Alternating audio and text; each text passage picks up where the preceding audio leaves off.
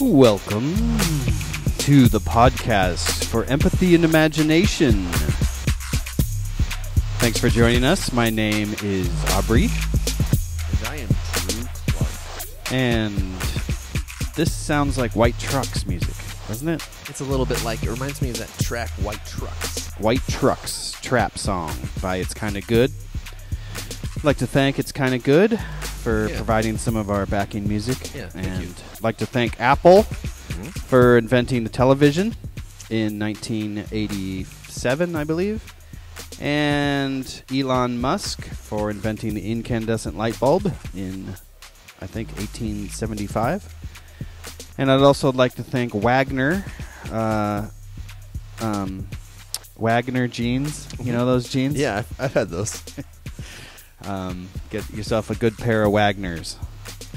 Do you wag them in the Wagners? The tail does not Wagner the dog. Oh. So, thanks for joining us. Yeah. This is episode 52. 52. So, we've been doing this for a couple years now. Yeah, we're in sunny Crockett, California today. Yeah. This is a deep East Bay Area place. And it's warm and sunny, and we're coming live from Gradient Studios and YouTube. Yes, and you can check us out. YouTube, Empathy and Imagination, patreon.com/empathy and imagination, or empathyand'imagination.com. So, here we are. Here we are. Thanks for being here. And thanks for being here, everybody! Yes. So, check Very in. grateful for everyone's being here. Check in? You want to do check in? Let's You want to do- jump into stuff? Let's do a check-in. There we go. You sound like Wagner. Okay. Yeah. So Drinking some Kirkland Yeah, we're having- Kirkland wine. we're finishing up the last of the wedding wine. Thanks, Kirkland. Cheers. Cheers to you, sir. Of course, Wedding wine. cannabis. So, this is a few months. Still living off the... The entrails of the Yeah. wedding. Yeah, it's 2 months. I've been married 2 months now. But let's start with you, sir. How you would? I mean, you've got to Checking have something to say. in. The check-in, man. I just feel like you got something to say.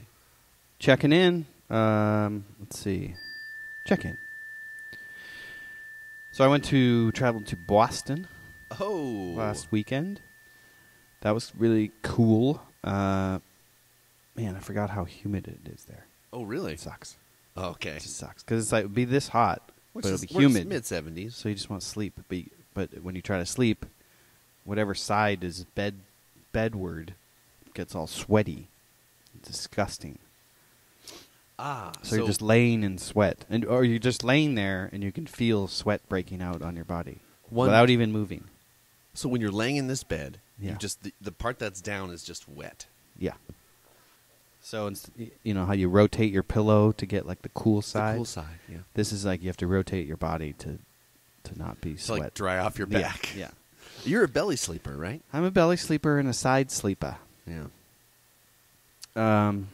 But yeah, it's just super muggy there. Does air when I was there. conditioning help your situation? Yeah, but nobody has air conditioning. No, really. It's too well, expensive. I mean, where I was, there was no air conditioning. Okay. Is it like just like here? There's hardly any AC too. I mean, there happens to be one in this house, Yeah. but we don't get it. Oh, the upstairs has it? They have AC, Huh. but there It doesn't seem necessary out in It Cali. just doesn't. I don't think I've ever had it here in California. Yeah, when I Any lived, place I've lived. Yeah, I lived in all the other Bay Area cities I've lived. None of the places have ever had air conditioning. Like Yeah. in San Jose, it would get hot too. It would get real hot. Yeah. No AC. Yeah. Yeah, and where I am now, I don't really have. There's like no cross breeze. My room is always hot. But anyway, yeah, I went home, saw my brother and wife and nephew. That was really cool. Nephew's super into Legos. Your brother's wife, Yeah. Okay. Sister-in-law. sister-in-law. Yeah. We had them on. They were on the show. Alfred. Yeah, that's right. Alfred and Ian. That's And, awesome. He's really into Legos, which is awesome. Because I was as a kid, my brother was as a kid, so we've kind of passed that along, I think, to him, and he's really smart. He's like funny. He's kind of like got a dark sense of humor. It's good, Does seeing he- him. Last time I saw him was 7 or 8 years ago, and it's kind of like there's a personality there, but it's not until your middle school years that you start really seeing somebody's personality. I think so. Does he physically have Legos that you had? Is that like actually been handed down? Yes. Yes, he does. Did you get to And play with those? Andy has a supplement. He has more, and they're organized. He has like way more. Like if I had what he had when I was a kid, probably would never leave the house. Oh, okay, nice. I'd leave the house less than actually, because as a kid I would that's what I would do. Like all weekend I'd just be building, taking shit apart. Gotta update my protagonists and get the what are they doing? You know, gotta continue the story. It's like it's just constantly continued, to be continued. So how are Even you to this day. feeling in Boston? Like, what did you do? How did it feel? It felt good to be back. Hadn't been back in a while. It's cool, man. You know, it's cool to sort of go to the same, to tool around to the familiar places that you used to once go to, and see how little has changed. So I was in the city for a few times, and like, you know, Porter Square near Harvard and MIT and Somerville. It's just cool. It's just cool out there. You know, once it's wintertime, it totally sucks. Tons of the snowing, terrible and weather. shoveling out your driveway, warming up your car. Everything freezes. But in the fall and in the, you know, summer, spring, fall, it's pretty awesome. I was surprised how hot it was out there. It's like 80. Muggy. Wow. Okay. So like, so you saw your family. What was it like hanging out with Mom? Did you see Mom? It was cool. It was funny because I think I told you, like, my parents, it's always Thai food. It's like they love Thai food? Yeah. I didn't know that. They want to order out, like, Thai food. Like, what would you guys want to get? Thai food. So I suggested, let's meet up. And she's like, oh, yeah, you want to meet at this place? Get some Thai food? And I looked it up. It was Thai food. It's like, yeah, I'll go for some squishy vegetables, just in different combinations with rice, different sauces. That's all it is, right? Yeah, pretty much. It's like Mexican cuisine. It's like, you know, 6 ingredients. Cooked in pig different fat. forms. Mm-hmm. Thai food, it's like same thing. Yeah. It's like rice, veggies, and then different sauces. That's about That'll get you by pretty well, I think. Yeah. It was cool. They're doing pretty good. Dad's retired. Mom's still working. She's almost retired, though. Really? Your She's stepdad's gonna retired? Be, let's see, 50. She is...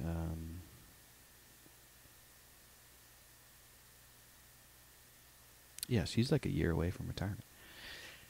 Anyway, it was good. They're Your fun. mom, how old's your mom? She is Ish? like 64. Okay, yeah. Yeah. Yeah, 64. It was good. They're pretty chill now, you know. Their life's sort of under control. Yeah. So they have their routines and stuff. It's cool. So did you Nothing stay crazy, with them or just nothing visit crazy with them? exciting. Just visited them. Mm. You stayed with just different folks around? I stayed with a friend in Arlington. Hmm. Maybe more than a friend. Are we ready to Don't talk get about that? super or- personal on this podcast. Right. That's my general check-in. Okay. How about you? Anything new, exciting, Well, weird? my check-in. Well, let me start with like that. I'm really grateful for this opportunity to do this podcast and have all this equipment here and have you help make it all work. So in this moment, I'm feeling very grateful for that, and that's really cool. Cool. Yeah, me too. I'm feeling good. This owning your own business thing is kind of what you'd expect. It's like there's way more freedom and way more responsibility. Yep. And so, like, just before the podcast, like, my wife comes in, I have to sign something, and then which is great because she's doing the work and I just sign it. I mean, I'm very grateful for that. Well, it's good to have. I mean, it's got to be great to have her. I can't on imagine. board. I can't imagine not having her to help me do all this. I mean, she's really taking on the paperwork end and going and going and going and going. And She's going. still have other? Was she still working other things? She did just give her final notice to the place she was working at after Camino. Is this the place that was stringing her along for This a is while? this is the place that's the power coaching couple, and she was working as a personal assistant, like folding their laundry and stuff. Oh, okay. So she was like, "Yeah, I would like to be around coaching couples who help coaches make more money, and that would be obviously a cool thing to do since she's done some coaching." In Right. fact, she has a client. An old client called her up and was like, "Will you please take me on?" And she was like, "Of course." So she's cool. coaching right now, Yeah. but with one client, so that's not enough. And she doesn't have a job besides that client and doing a lot of stuff for Clark Pool and Spa. So, Cool. right, she's searching. She's going to be getting another part-time job. And Happy? if Are we happy? She happy? You know, I we think happy? I think that it's a little scary. It's a little scary to have this much responsibility at first. So there's some overwhelm that's occurring in my life and in her Okay. life. So overwhelm a little bit manifests as like there's a bunch of like all of a sudden we have to write a physical letter to all of our clients explaining the thing, but they all are different. So we have to write all of these independent letters with perfect information and then include like an agreement and include like what we're going to do in the future and what service thing and sign this and credit card numbers. Like this a whole bunch of levels of important. Yeah. And so there's been some like we got to get it right stuff. That's been going on a little bit. That's hard. That's challenging. Yeah. But that's part of it. And Yep. I'm really liking like this Monday. I don't have any of my root, but I'm going to go do a pretty technical filter clean, a diatomaceous earth filter. Oh. So, and that'll be good. It'll be a profitable couple of hours. And if we get the phone call, I'll actually have a second one of a cartridge filter same day. So that would be a heck of a profitable 4 hours. So that's cool. That's feeling good. It's feeling like, oh, if this keeps kind of coming up, then we'll be able to make more choices about our life. Right. Make a few more choices about how we live. And that's like, okay, we have debt, though. So here's a check-in thing. I'm okay to share this. Everyone knows that I have a 401k, was going to open my brewery with. Didn't open the brewery. Right. I also have credit card and professional debt, like debt for this business. Right. I'm thinking Loan. of A loan extracting debt. the 401k and paying down all of my debt. But Yeah. that would I put mean, me at zero on the 401k? Yeah, I mean, Oof. it would. It would That's zero tough. me out. Well, you But- got 30 years left but it before you're wouldn't- retiring. I wouldn't. It wouldn't fully pay off the business debt. It would only pay off like a part of it. So here's okay. Well, is there a lot of interest on the business debt? No, very low interest. Okay. Where the interest is on the credit cards. That's I where would it's at. say pay the. I mean, my advice would go be to ahead. pay the credit card off first. leave always. business debt. Well, I could. Well, I could just- pay all of the credit card debt off at once, and That's what I would half do. of the business debt is what I can do. I would for sure do the credit card debt. Yeah, I think that's what everyone should do all the time. No one should have credit card debt. First thing you should do, if you want to pay something off, pay that off first, because that's gonna fuck you right. if you let it stagnate. So we're paying 11-15% on these cards, like 4 of them or something, and there's some large number in the low tens of thousands, like 20. pay or them all something, off, right? and then put them in the thing of ice, freeze them. freeze them or something. I've Envelopes, heard that. make them Make very it harder hard to get to. Yeah. Freezing them's good. Maybe I'll freeze them. That's a cool. Or idea. cancel one or two. You keep the one with the highest balance, lowest rates. You can always call them and get. You can always wangle them down for fees Interest and rates and fees. I always because do. they I always do. They're making money off you, so they want to keep you. Mhm. So you have the negotiating power. In the Most people don't relationship. know that. Yeah, You can banks call too. and Banks get a too. lower rate. Just call them. Yeah, and say one. Good line is there anything you can do for me? Oh. Eh? Hmm? Because then it's like you're asking them a question. You're not demanding. You're letting them have some agency. So I would say pay the credit card debt off. I mean, the thing about the 401k is that with compound interest, you're making money. It's just that you don't see that money. You don't. So you're not maybe gonna I see should that money leave it there and for make 30 that money years. Yeah. instead of maybe I should just earn more now, and then You got to look at Pay it off. the long con. You got to look at the long game here.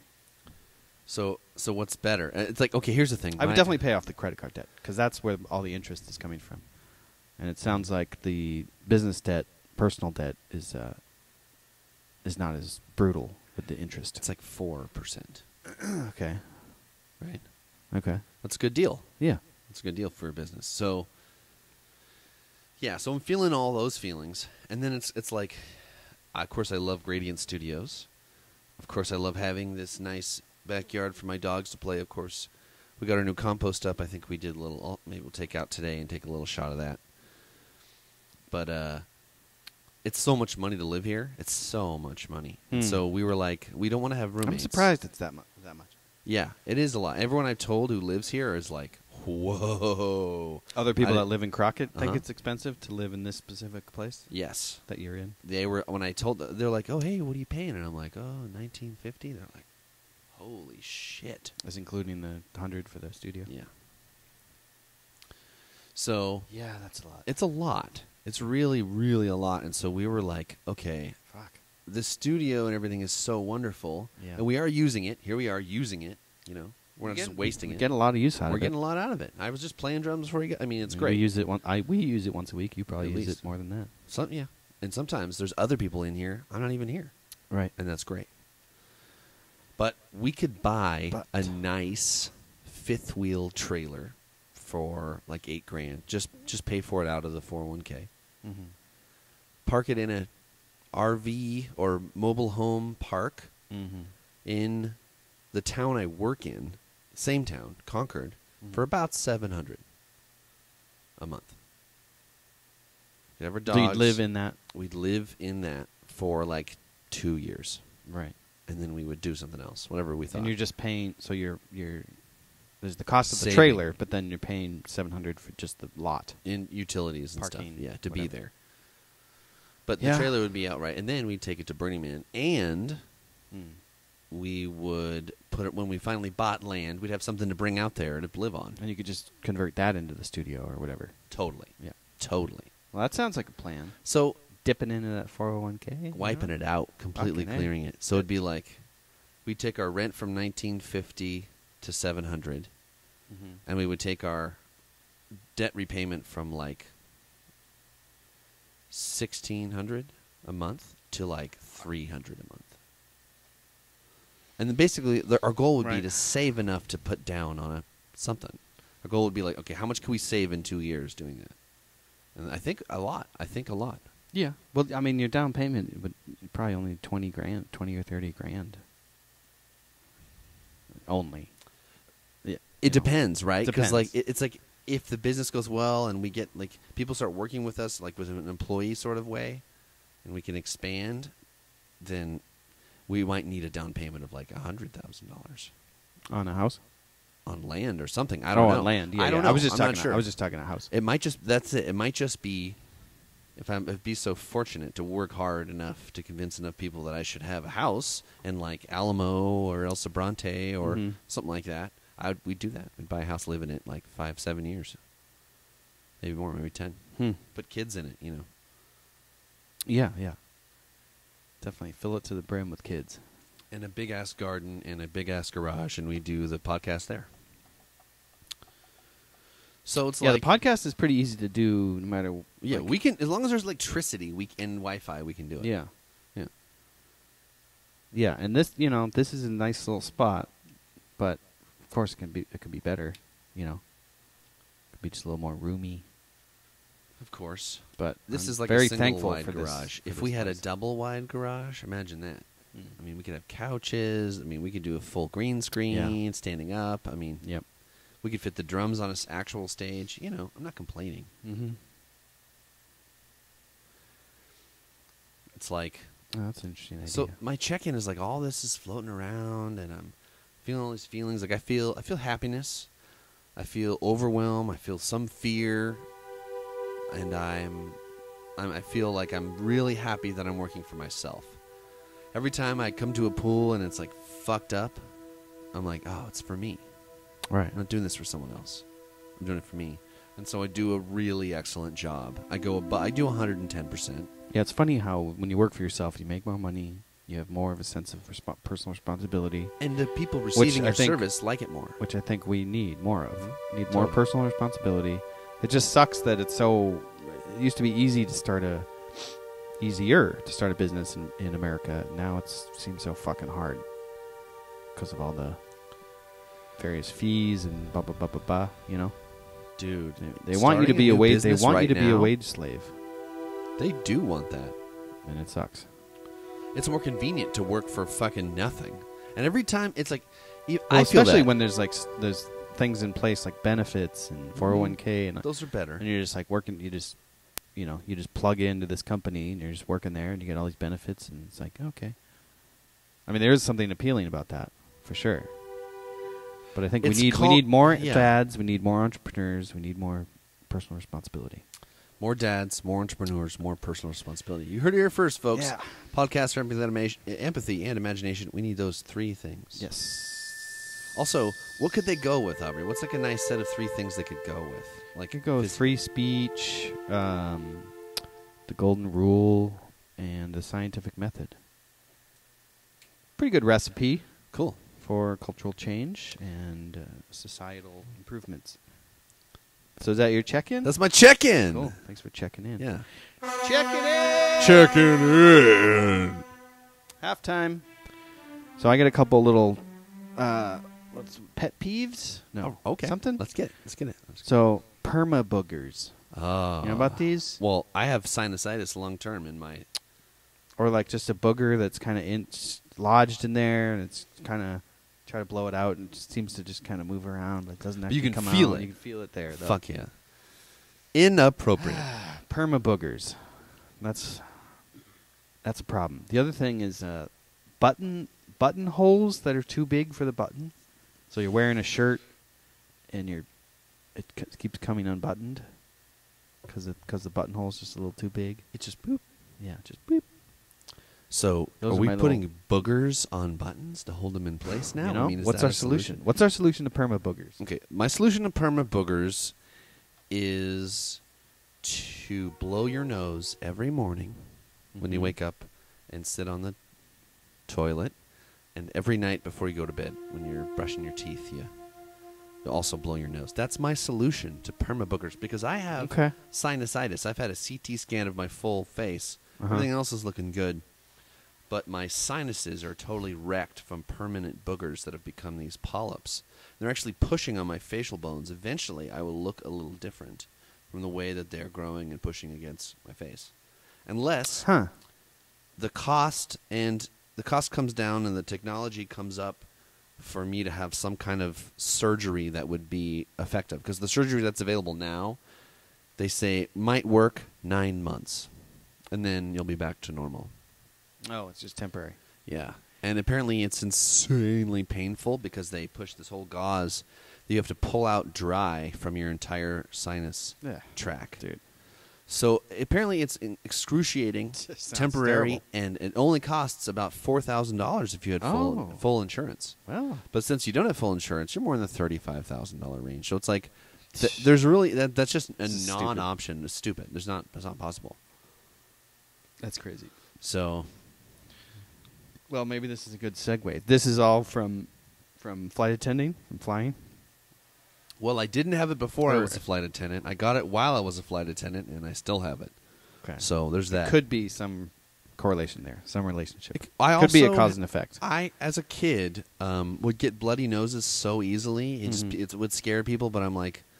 I get bloody noses, too. But all the time. I got them all the time. Like, you'd be out on the boat. That sounds like like a crappy old boat. And I'm leaning over the front bow, and I'm just letting my nose... I have a memory of this. We're out on Lake Berryessa, or Lake Tulloch, on my dad's boat, like Blue Bud or Mikey Likes It, and I'm leaning off the bow, and we're going fast along the lake, and my nose is just dripping into the lake of blood. And I'm like, because I was just used to it. I was like, whatever. I was born, the doctors told them before they took me home, like, he has a really thin membrane. in between the blood barrier and my sinuses. So it could be that maybe I was born with like a susceptibility to such a thing. So I'm going to take some kind of genealogical responsibility there. I won't get like Southwest ruined me, but I will say, I want to say like that level of low liquid content in the air, and that low of air content in the air, for that amount of low time, oxygen and high pressure, times all the bugs everyone's sneezing on you, is just, it's going to happen. So you just get damage from that job. There's no way not to. That's why they pay you so much. So that segues into my topic. Fuck yeah. Okay. Fuck yeah. My topic is flight. Ooh. Right? I guess maybe not just flight, maybe airline travel. Well, farting A. I've got flight an as effing we know thing to say or two about that. Flight as we experience it day-to-day lives, which is Airbuses, right? Flight is the process by which an object moves through an atmosphere or beyond it, as in the case of space flight.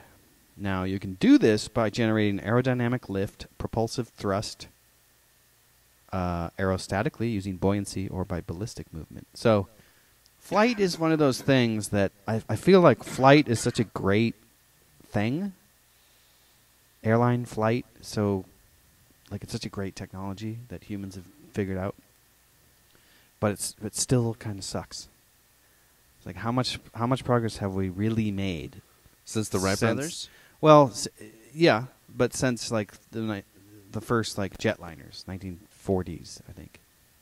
It was pretty early. The jetliner. It was early. The early 40s, we had commercial jet airliners with people smoking and and cooking eggs on the fucking airplane. And have you seen pictures of that where it's like everyone's in like a lazy boy? Oh, it's plenty of room. It started out just fine.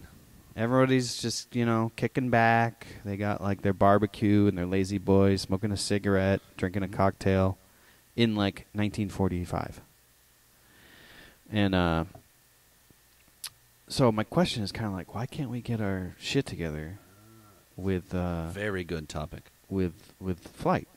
I mean, it seems like, and I know there's sort of the skyscraper principle is in operation with flight, which means you got to cram as many people as possible into the smallest space as possible so we can maximize profit margins. I get it. I get that that's what's happening all the time. Thank you, capitalism. But can't we make it a little better? I mean, does it have to be so shitty? Like entering the airport and all the security theater after 9/11 that we have. Look at this. This is the way it ought to be. All right, give me a... This is just early... I just typed in that early up on commercial the flight. screen. Yeah, Okay. we got it up here. Early... what international air travel was like. It's just like, it was a lot nicer. And it was still black and white, but, it was small. Yeah, everything was in black and white. Everything was in black and white. They didn't have color back in the 40s. No, but nothing was But color. you could smoke on a plane, which I don't really care about. But shopping? Oh, good. It is cool to have more freedoms. But yeah, you see some of those like early 747s or whatever, and it's like everybody has a freaking lazy boy that they're sitting in. Yeah. And now that's business class at best. And also, Americans have gained weight over time, so everyone's bigger now. We're taller and bigger. And you would think that they would put less seats on a plane now that people are bigger, but now you're just jammed in. Seats. I'm trying to hit the empathy button here, but sometimes you're just jammed in between, two like big people squeezed in there, and why doesn't each person have their armrest? Why is there like an armrest, a tug of armrest war happening? Everyone should have their own armrest. Dual. And I want to share an armrest. Right. You're supposed to fight over it. I want my own armrest. Here's Southwest Airlines. So it's basically like everyone gets one armrest. This is the airline I worked for. Yeah. There's a rule. Middle gets 2 armrests. Middle gets 2. Window gets the armrest at the wall. Right. And the extra view. And the aisle gets the aisle gets the leg room. Right. And this is Jim Jeffries' bit. Okay. And it's like everyone knows that you get the one elbow on the aisle, and the middle gets fucking 2 elbows. Theoretically, yeah. But it's like the tragedy of the commons. Everyone knows that the other guy's going to try to go for the armrest, so they want to try to stake their claim on the armrest first. Mm-hmm. It's true. And, I get it. We got to cram as many people as possible and give them the lowest amount of usable oxygen. Let me tell you a story about It's the just real-world sucks. application of that exact thing. Okay, so our union at Southwest Airlines, which I was a flight attendant there for a Right. decade, they fought in the contract to say if you get over 122 people on an airplane, which most of them was 137. So most of our Boeing 737 700s hold 137 people when I came on. And for the most time, that's what was happening. The original airplane was a Boeing 737-200 that held 122 people. And that was basically so once they got the larger airplane, you would get something called an override, which is literally $5 extra per flight. That if you were an employee on the newer, larger airplane, if there was more than the original amount, more than 122 people, you would get $5 more because it's like, hey, you signed up for this many, but now your job is actually way more, so you get a little bonus. Right. It's all They're trying to take care of that. It's all scammy. So we ran with 137 passengers for a very long time. So we had this system of an airplane, and then 1 year, this was like 2012, 13, somewhere in there. Southwest goes like, hey, you know what? I know that we have the worst passenger per bathroom ratio in the absolute airline industry. We beat Delta and United and everyone else on least amount of bathrooms per person on the airplane. And you know what, guys? We're going to throw another fucking row in. So now there's going to be 6 more seats. What we're going to do is we're going to reduce the amount the seat reclines, and we're going to make a thinner cushion feel about the same as the original cushion. Right. And then so it's a thinner cushion that reclines less. Right. And so that if you do that to all of the rows, then you gained like a foot and a half to put another. You gain 18 inches to put Right. another fucking And it's going row to of cost seats us, in. it's going to cost us $50,000 per row. 100,000 per airplane to do this. Oh god, it's probably more. And like then, but then we're going $500,000. to defer the costs, and we're going to make it up in And they did. Just make each airline seat a toilet. little like maybe a wafer thin tissue partition you could pull down. You can just do your business while you're just sitting there. Please ensure your tray tables and seat backs are in the upright position and that your toilet seat is closed. Please prepare for landing. Yeah. Yeah, it's miserable. I mean, there are things you can do to make it less miserable, right? Like don't check any luggage. Just bring everything carry on. Yeah, and bring very little. Bring very little. Bring some noise-canceling headphones. Or you could also pick up a pair of Final Corpse girlfriend-canceling headphones or boyfriend-canceling headphones if you're into that. You can also pick up maybe Final Corpse shouts to relax to, relaxation tapes, which is just a sequence of very relaxing shouts and yells. And I don't know, a lot of people like pop pills before they get on the flight. That's a big thing. like some of the flight attendants gin are and popping tonic- pills yeah, before yeah. they do it. I guess, yeah. Gin and tonic and a Xanax. Some people do that. Yeah, that's. I mean, okay. So But also, then you wake up groggy and you have like But whatever, a football of vinegar in your cold. you've got to. But you've survived the pain of flight. Like flight is painful. It is. It's very painful. Why is it so painful? It's because Even a companies 5-hour are going flight. to push the limits. They're going to push to see how much they can get Right. because they have to, because the market demands it. Right. So they're just going to Well, keep the market pushing and the pushing market and demands pushing it and because pushing. the government's fucking bailing out United and American Airlines. That happened, and they also if they gave didn't, Southwest if they money because didn't they do had that, to. if there's no government bailouts, things would be a lot better. Let them fail. You know what I mean? I completely agree. That's And- what's one of the great things about capitalism is like if you're not offering a product that people want, you're going to go out of business. So let them go out of business. Let them fail. that And should then have someone happened. else will immediately come in, fill the gap, and do it better. Dude, it would have been Southwest when that happened. I was also at the airlines when they gave them all the money, Yeah. and we didn't need it to survive, but they had to give us the same amount per capita anyway. Right. So Right. we So you just worked had with it and surplus. expanded, right? But the thing is, if that would have if they would have actually let them die, Southwest would have come up as the next major airline As in the world. Right. See? And so what yeah. And So- also, you so know what I'm the all ri- for getting Do you know what the government out of that right shit. amendment is? Same You thing heard with of that? banks too. Don't bail anybody out. They fucked up. They failed. Let them fail. Completely. Yeah. Do you know what the Wright Amendment is? This has to do with flight. No. The Wright Amendment was something fought for by American Airlines lawyers in Texas to make it illegal to do what Southwest Airlines was doing. They had 3 cities to start with. The Wright Amendment says you cannot fly from Dallas to Houston in Texas.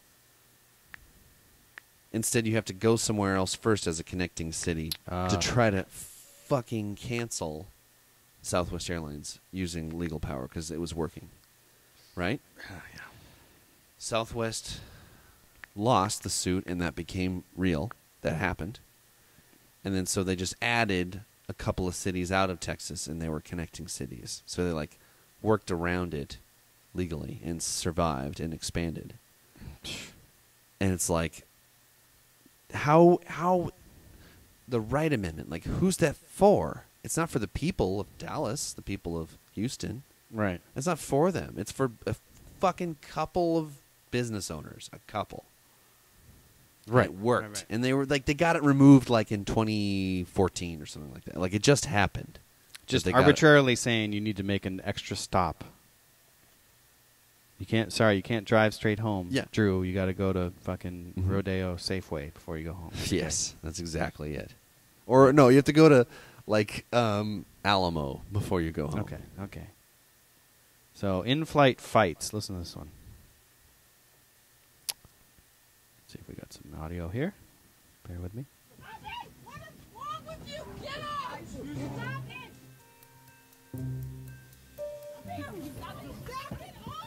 Stop it! What is wrong with you? Get off! Just people fighting. Southwest flight, by the way. What year? Doesn't say. I believe it. I mean, people It's not just fun. jam together, fighting. Yeah. Not no one knows what their seat number is. Like when I got onto my flight, Did you take someone was Southwest? sitting in my seat. You know, I was just like, Oh, really? How hard is this? Shit, you know. What was your question? What'd you fly? What airline did you fly? JetBlue. Oh, good. How was it? What was your They're experience? great. They're great, man. They're comfortable. great. They charge you for water. No. Was there in like a fa- deep breath fee? No. In fact, sorry. Wow, I was throwing some punches. In fact, no, JetBlue is good. I mean, they have limited service, so they don't. A lot of their flights are like coastal flights. I don't think they go to Midwest destinations. But yeah, on the flight to Boston, you know, they come around. Oh, do you not want anything to drink? I was like, yeah, gin and tonic. Smart move. She gave me a fucking double. She gave me What? two nips of gin with a can of tonic. What a sweetheart. And Was the like flight full? a little packet of. It was pretty full, but I chose a seat where there's nobody's in the middle. Lucky guy. And Window? yeah, and a little packet of like dehydrated lime, you know. And Like dust? yeah, it's like crystallized lime. Oh, So you fuck. get a full on, and I was like, oh, is that is the double and normal? No, I thought it was just one. You get one nip of Mhm. Seagram's. Anyway, so I was psyched about that. Got basically a double gin and tonic, and she didn't charge me. At all? She didn't come around and do the credit card thing. That's a good I was time. like, all right, this is good. This is Yeah. good. Nice. This is good. Because on the flight back, I got a gin and tonic, and it was only one Uh-huh. thing of gin, and Charge made time. charge me. So See, you I get think a it flight depends on who attendant you in a get. good mood. Yeah, You do. You get a yeah. flight attendant in a good mood. They can make a lot of things smooth. So yeah, little tip here. Little empathy tip is, tip your server and treat your flight attendant. I was going to say stewardess, but I get roasted alive if I said that. I call myself that. so- Treat your steward or stewardess well. Yeah. Smile. Everyone's in a bad mood. They're controlling your food and beverage. Yeah. Just don't mess with them. They're provisioning your stomach, your tummy. Yeah, we're giving you the nasty poison to eat. So that was cool. That's really cool, man. See, that I'm glad to hear that still happens because Yeah. as I was a flight attendant, I would do that a lot because for the first 6 years of me being a flight attendant, they didn't. They took, or maybe it was 4. They took cash only, and they didn't have a maximum of how many drinks you could give away. You could give away all the drinks. There would be no discussion. You wouldn't be in trouble in any way. You could go on a full day of work and be like, I didn't charge a single person for a drink. And they'd be like, fine. That doesn't come back that. They don't track that. No. They permitted you to do unlimited free drinks. It was in writing. I was wondering that they must. They must track. They how track much- how how much many booze, free drinks they that's do. the- They track how much booze leaves, but you could just say, I gave it away on the form. It was handwritten, and you put it in with these people. It was super old school when it came on. It really, really old And school. they were okay with just giving away free booze. Because they were paying a fucking penny for a bottle of booze. Right, I'm Seriously. sure- I'm somewhere, sure somewhere that- like 6 pennies, maybe. I'm sure they have, affiliate deals. Like well, Seagram's. I worked that's in your that gin. department. That's your gin, right? I worked in that department. I was a provisioner. 'Cause you don't We get would bring a s- pallets in. It just You don't was get a cheap. selection of gins. Nope, it's one. You just one. Mhm. It's like, okay. And so they send you these little bottles, and you get them for pennies. And then if you give that to a customer, that's worth so much more than 6 pennies to them. So much more, and they recognize that. right. I'm gonna fly JetBlue because hey, at one time I yeah, got it. I'm like, well, that sounds nice. It is like it's the intermittent rewards sort of intermittent incentives behaviorist thing where you, like if you're tending bar and someone new comes in, maybe you give them one drink for free, and then that gives them sort of an incentive. Yeah, I'll come back. Yeah, But then you don't give them a free drink for a while. but then you And do then you later. do. Yeah, Yeah. So you intermittently reward them. And yeah, fuck, I'm going to fly JetBlue again because it actually wasn't that bad. It's pretty painless. that's cool. But flight in general, it just kind of sucks, right? It's bad, and they're talking about Like the technology, the amount of gas, yeah. go You ahead. know that in Europe there's their own version of Southwest. It's called Ryanair. They were literally talking about having standing room with handrails on airplanes because they don't really have the kind of turbulence we have here. It's really like Okay, that's it's like interesting. there's actually not the kind of problems we have. They don't really have them, Yeah. which we do. Many are injured in turbulence every year, me included. Yeah. And they can have passengers that on a 50-minute or less flight I would do that. fucking stand up, and you maybe pay like $13 to fly in an airplane. I would do that like going to L.A. Yeah, Was yeah, it an hour? yeah, yeah. Like an hour and a half, maybe. Mm-hmm. I'd do that. Yeah, just go to L.A. I just read. Maybe you can kind of lean back, or maybe there's. If there wasn't that many something- people, I would sit on the fucking ground. Oh, just sit on the floor. Yeah, lay down on the floor. If there was room, I'd lay down, but you could sit down and lean against the wall. Sit something. down, or just like if you could sort of sit down for 5 minutes in an hour and a half flight. Fine. It's like taking the subway. Standing up the whole time, read a book. For like an hour, though. Sometimes you're standing up on the subway. Sometimes you're on the BART standing up for like half an hour. It's probably never more than half maybe an less hour. than an hour flight would be okay. Yeah. Like an episode of Star Trek Next Generation. I could stand up for the whole time. Yeah, I could. Yeah. I could be exercising the whole time. I could have that on a and screen pay on my bike. half price, right? Yeah. Maybe or- you don't get or less. any. Maybe you don't get snacks or No. food or. You have to buy Ba- ba- water ba- $4 freaking for 12 ounces in this crazy store. Yeah, somewhere. like because they're subsidizing so much bullshit. Like with the movies, rentable movies, and just give me a bare bones flight, wooden seats, no frills, Dude, and I flew so much. and like $50 to go to cross country. I flew so fucking much. Yeah. As a flight attendant. Do you know? Even on my off times, man. Like when I went to Germany, the first time I was going to United, and I went up there and I was like, "Oh, hey, I'm flight attendant." Like, "Oh, hey, cool.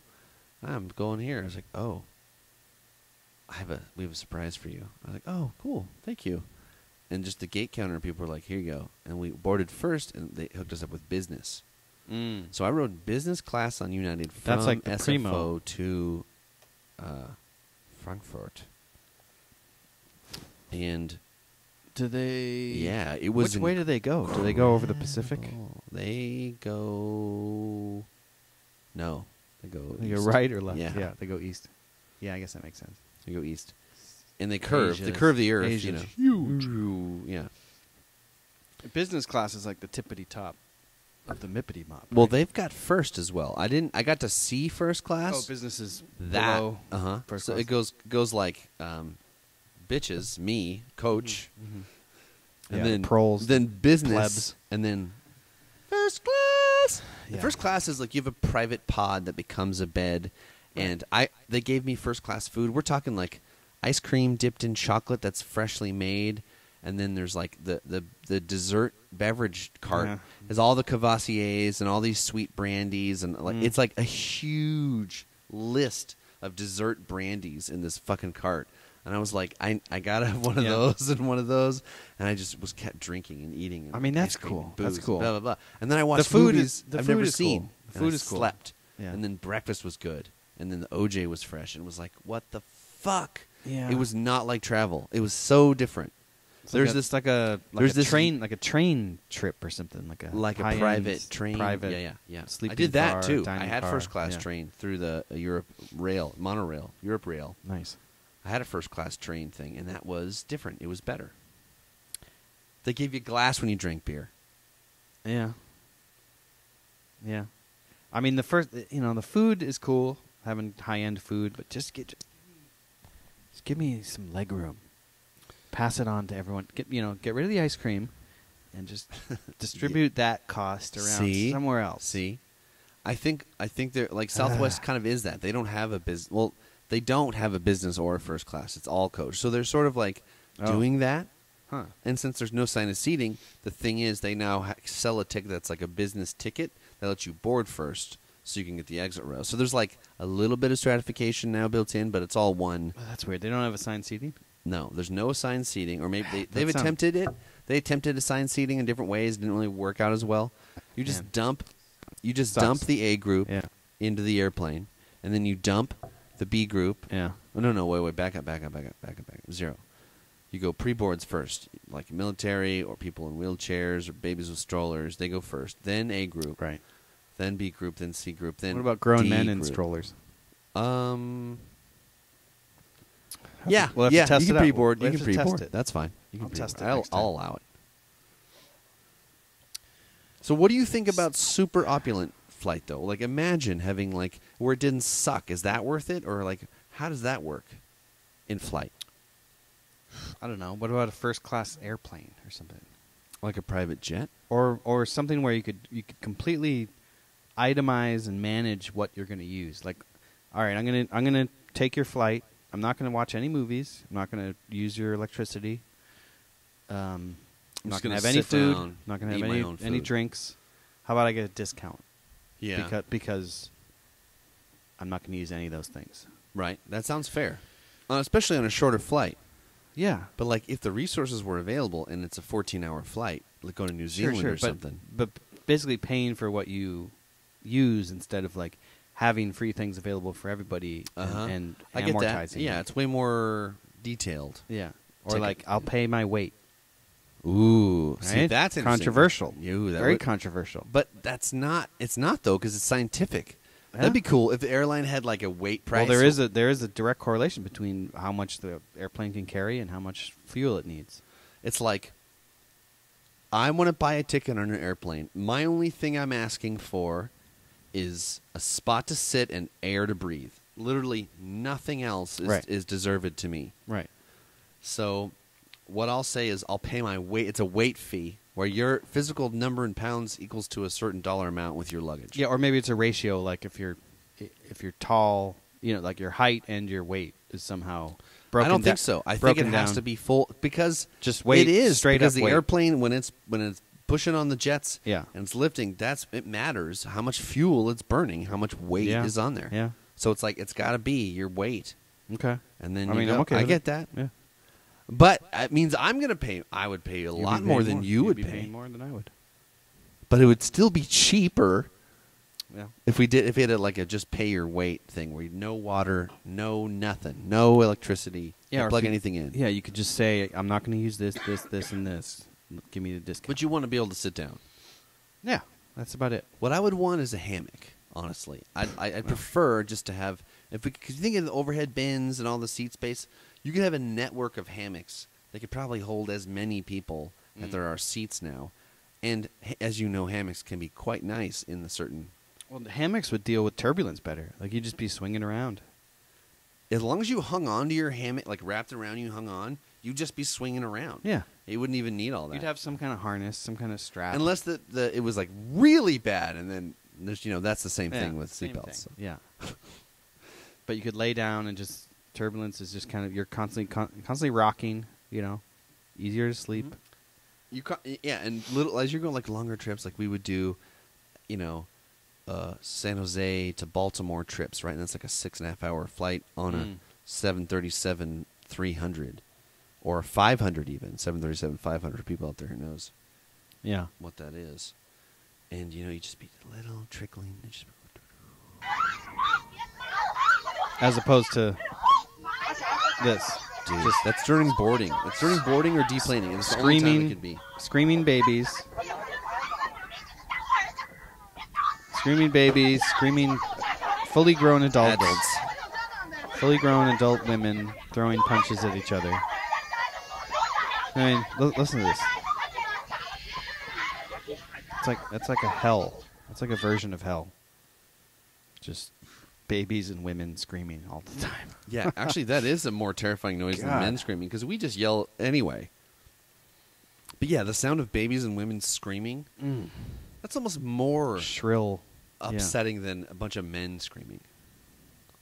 Kind of. That could be like a just higher hanging pitched. out. I mean, Yeah. it's higher pitched in general. It'll be higher Well, pitched. that's true, and I can handle high pitches in the black metal realm. Yeah.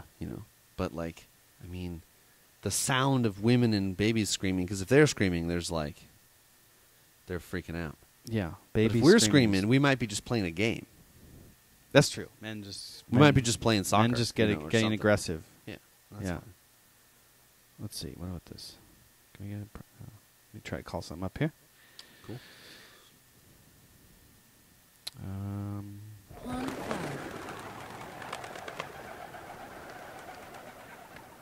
Yeah, pigeons. Pigeons flying. No screaming. I don't know what that voice is in the beginning. Pigeons aren't screaming when they take off. Why not? Right?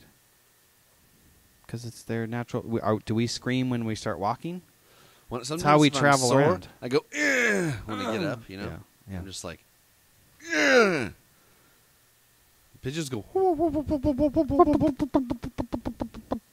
I think pigeons are weird. So we got, we have airplanes, gliders, helicopters, autogyros, airships, balloons, ornithopters, and spacecraft. Now, glider sounds kind of pleasant. there'd be still wind noise. It'd be wind noise. Helicopter is probably unpleasant to fly in.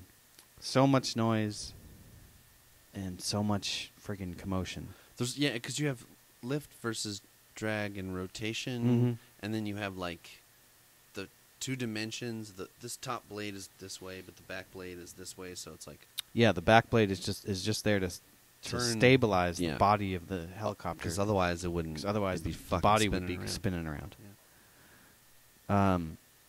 Man, but blimp. That sounds like it would be pretty chill.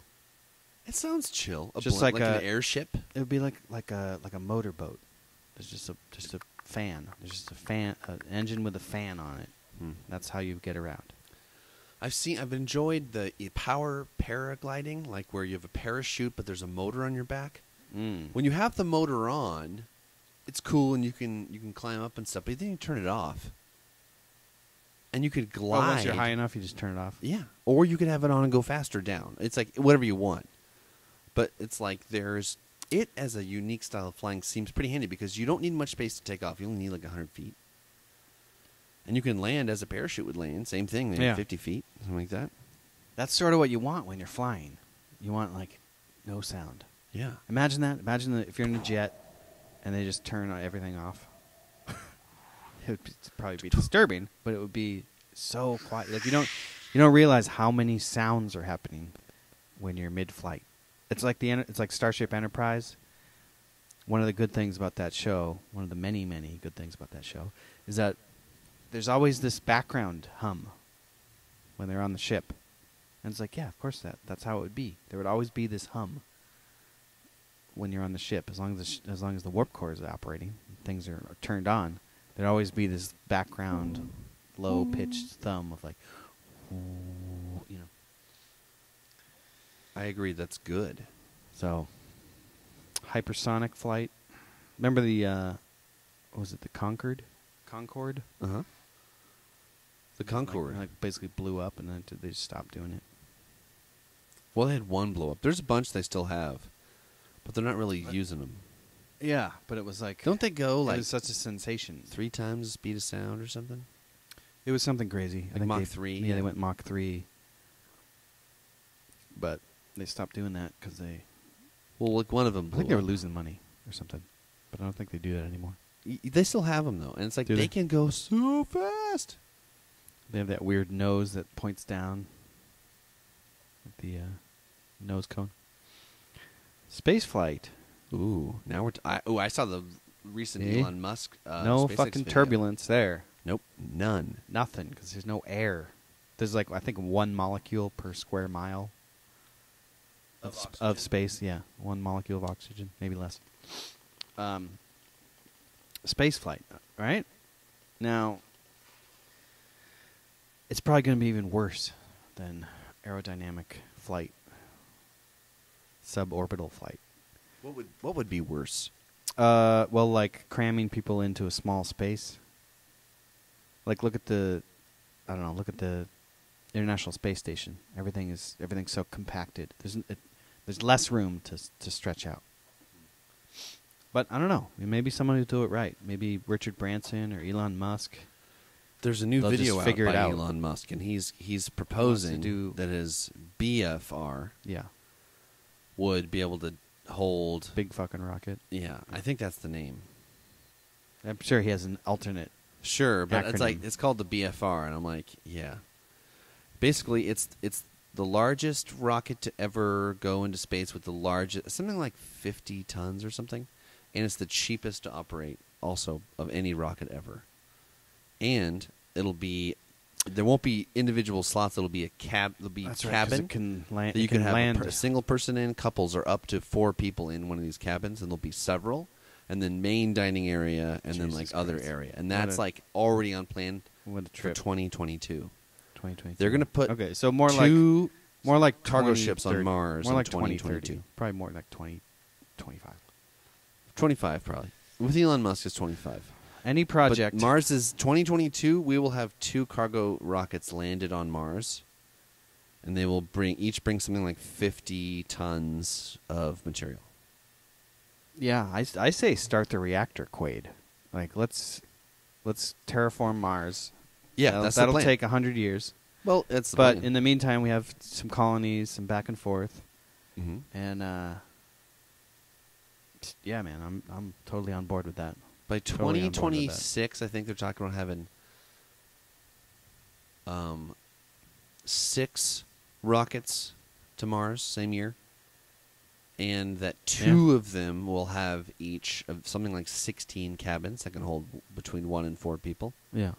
So By like 2026. Like seriously, they're would you fucking do it? doing it. Would you go? I'm Takes you, let's say, I'm such a heavy man. Would takes I be you, affordable? Takes you 3 months to get there. Yeah, about 3. 2 to Takes you 4. 3 months to get back. Yeah. You know, you'll probably come back to Earth at least once. Or, like, or let's you say could maybe, even, like, maybe once. You could even come just go back. to Mars for like 2.5 years and then, come back. Yeah. Would you go?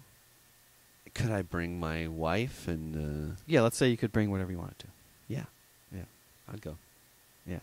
But I gotta have my wife. It's like founding a new world all over again.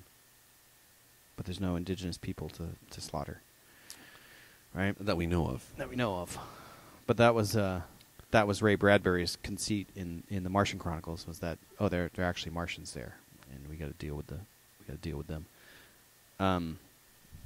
I would totally go in a heartbeat, even if it was one way. I think I would go. Because you'd like to propagate Mars. 2025. Yeah. You know, I mean, at that That's point, not that at far. That, That's at that really point, not that long from now. At that point, you You know, could have kids by 20, then. 30 years left in my life, depending on how things go. If That the would be bike- rough, well, though. Live on probably Mars more for than 20 30. years, 30 years. That would be rough. That would be rough. Now, what would you bring with you? Would you want to bring a person? Just the usual, yeah. People. I don't know if I'd bring like kids. If you had kids, what You if you had a know? 5-year-old? You know, because you don't want to just leave your kid. Yeah, and you don't want to like take him to Mars if that's going to suck. Right.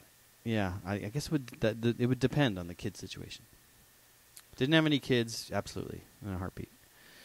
Depending on the age of the kids, maybe. You know, if they were like already autonomous, 18, I'd be like, yeah, sure. But I'd probably bring like, you know, complete works of William Shakespeare. Shakespeare? William Shakespeare.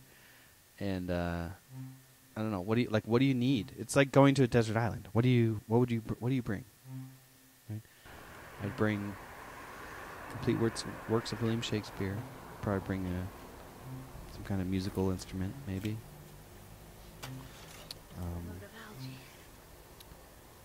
If you want to keep your brain occupied and your hands occupied, I think that's key. Just sort of survival in general. You got to keep them free. Complete works of William Shakespeare keeps your brain occupied. And then, yeah, anyway, that's how that would work. We got, but flight, man. I mean, we're still using like rocket fuel. I mean, gas. Well, Elon Musk And is shit. using methane and oxygen. That's yeah, but it. still hard to come by. You can't just. Oxygen's pretty easy to come by. Methane, a little bit harder, but it's pretty nothing a little prevalent. harder. Gotta save our farts. It's kind of like that. And also, they can refuel on Mars based on using solar power. Yeah, yeah. So how do we improve flight as it stands? Not space flight. We take out the profit motive. Mm. Remove the profit motive from flight, and that's how it will improve. Yeah, but is that possible? How things are currently? If our goal is to have like peaceful, nourishing travel, then it's got to be affordable, which is like that whole like how do you get that in there? So Southwest started out as being very open with what everyone was paid, all the presidents, CEO, all of them. They still are. They still report it. Mm.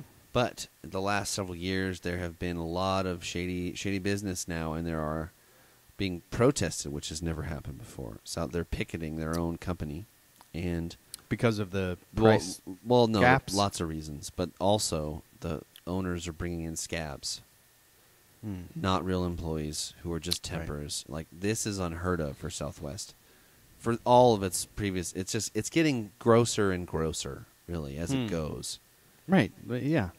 So a technology that should be getting better in 100 fucking years, it's not that much better than Orville or Wilbur Wright, going I up in think the rickety old It's thing. because the cost is not really worth it. Like what they're actually getting money-wise to do it, it's not exactly worth it. Like the actual cost of resources to the planet is larger than what is paid. to make that work.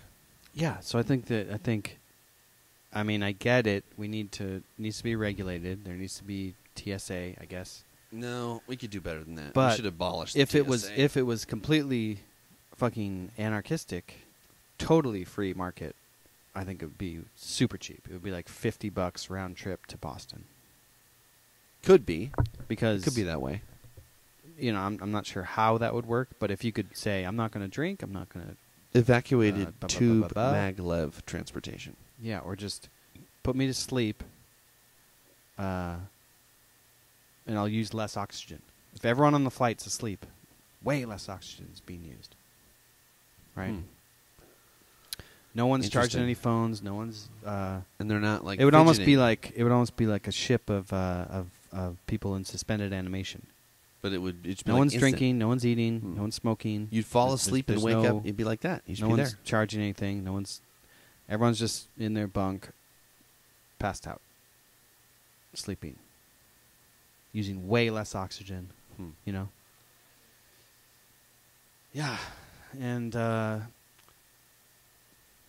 don't know. How do we get like the fuel thing is big?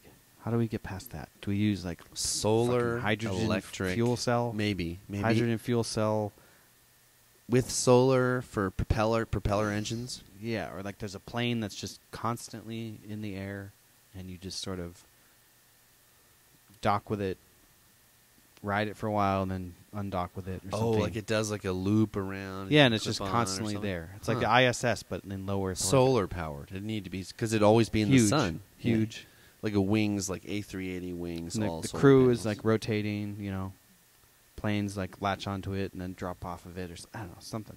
That sounds cool. Some way to get the cost down, because it shouldn't be that expensive. Think about taking the bus, right? It's like I don't know what it is now, but $2. I haven't ridden a bus in a while. Isn't the idea we need to get the cost of travel down and the experience up? But that's better experience with lower price. But there we are with the conflict, empathy and imagination, profit motive. It's like, how do we? That's where I'll go. Like, you know, it's just like it's not going to happen in the current economic structure. It's going to keep getting like worse and worse, comfort-wise, and more inefficient ownership-wise for the airline.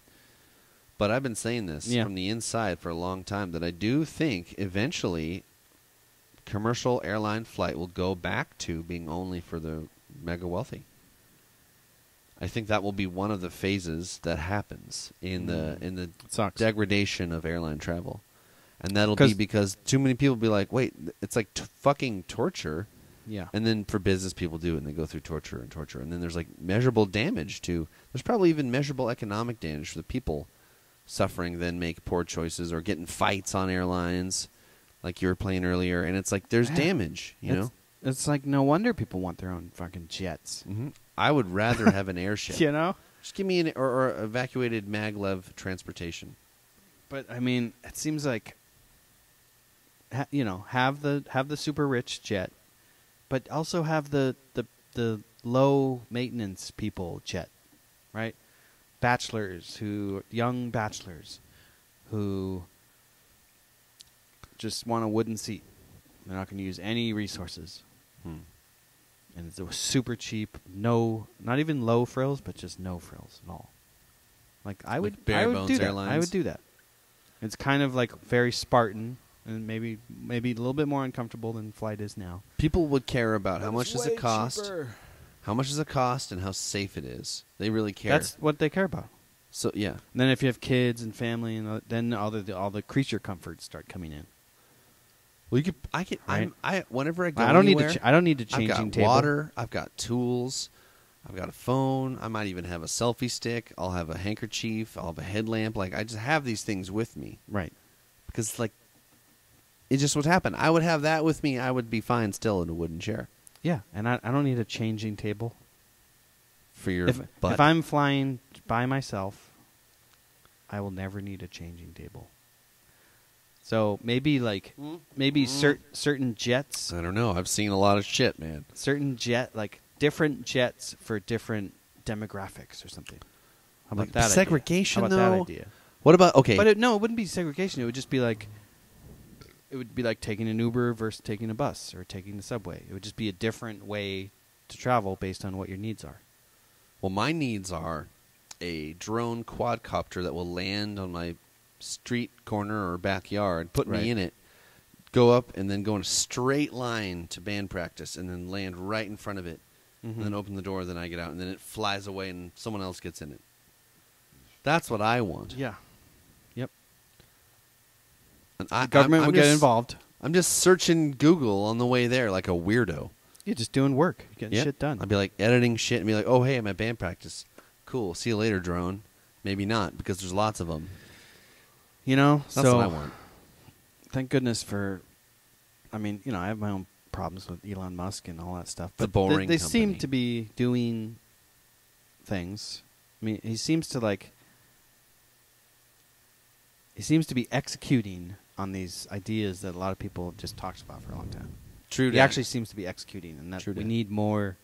So again, we need more entrepreneurs, more personal responsibility, more dads. But yeah, we need more entrepreneurs, more people like executing on this kind of shit. Oh, there's a total need for just a bare bones flight. We need more of it. What if we could genetically engineer a giant bird, or some kind of like beast of burden, a bird of burden? A burden. Yeah, a bird. A beast of Mm. burden. And Okay. so we just have like these horses or mules of the air, and we can just Just hook shit onto them and make him go a certain hook shit direction? onto them. They're super dumb. Will they suffer? No. I mean, does a horse suffer? No. They enjoy the... I You're- think horses are... Can't depend. You know, it's a range. You know, but, you're like, nailing like iron into their feet, It doesn't hurt but- them. but And they're- actually, you know, it's yeah. cool if you do it right. and it doesn't. You're sitting on their spine, but their spine is configured in such a way that it doesn't hurt. Like you can't sit on a dog the way you can sit on a horse. Correct. Just structurally different. So maybe some birds of burden, like the rock, the Gwahir in Lord of the Rings, you know, that Gandalf's friends with, and they come and he saves Gandalf, Big white bird. and he saves the hobbits in the Hobbit too. Yeah, big bird just comes in, picks you up, drops you off. That could work. Just gotta genetically engineer like some kind of giant fucking condor pterodactyl hybrid that could carry like 300 pounds. We exploit horses and donkeys. Let's make some air donkeys. Let's make some air horses. Whoa. Okay. So... Yeah. Okay, I'm picturing like some kind of large bird that maybe it has to be something that we can efficiently feed too, like because it's going to take a bunch of calories. And so, Yeah. what is the calorie demand? And is it a meat? Is this like kind of a hawk Wow. derivative? Meat's are we hard. talking? I mean, are we talking like a seeds, like a chicken derivative? You know. Maybe some kind of plant-based diet, plankton or algae or something. What bird, a duck, would eat algae like crazy, and they are a hardy bird? Yeah, like a A whale, like a whale, sky duck. whale. Like a duck the size of a whale, Yeah. like a mallard duck. Yes. That would be cool. They're a hardy animal. Yeah. I mean, generally, And they, yeah. the bill, the air, the ant. They're like And land, they- sea, and air. I mean, they're all over it. You know. And then they produce tons of methane. You harvest that, And then and maybe what? they're You help maybe me they're stationed booster? they're stationed out at the seastead. So when they're not quote unquote working, they're They just can like just chill chilling out in the ocean, do what they want to get do. some plankton. But their wingspan is like 110 feet. Yeah, that have to be huge. The wingspan is like 110 feet, and standing like top of head to bottom of flipper, it would be like a 30-foot. It'd be like a fucking dragon. Yeah, it'd like be a like a 30-foot bird. So it'd be like 4 or 5 men standing shoulder to foot. So, Elon Musk, if you're listening, let's genetically engineer basically a dragon that Based off a duck, though. based off a duck. So like a giant air beast of burden. Because it could carry other. You could have the FedEx duck, right? That's what I was thinking. You just carry tons of shit. Like all over the Amazon place. duck. And there'd be, it wouldn't be necessarily as foolproof as a engineered machine, but man, the cost would be so much lower.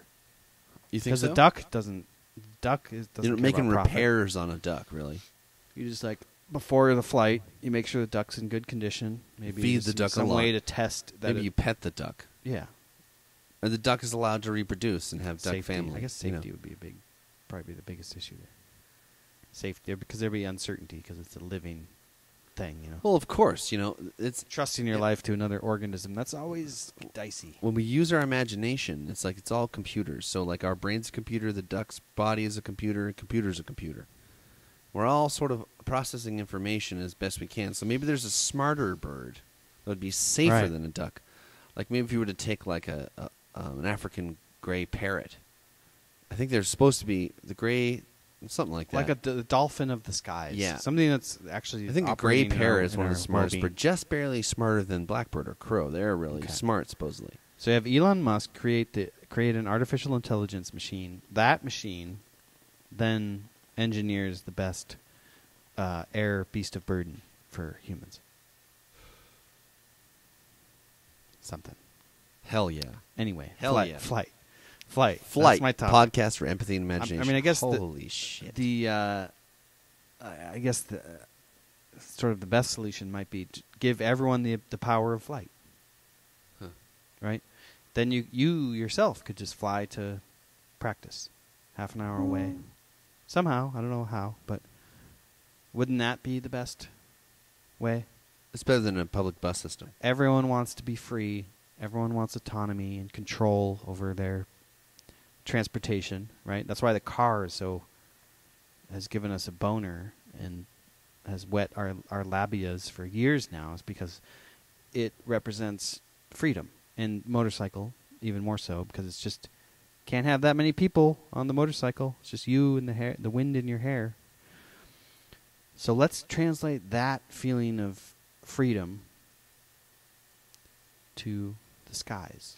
So personal flying machines. I envision a lever, the personal flying machine, that when you pull it back, it's like slower, safer, more measurements per second ratio. Right, But so when you push it forward, Risk throttle. yeah, when you push forward, it'll go much, much faster to your destination. Yep. It'll take more risks and it'll be like the danger throttle.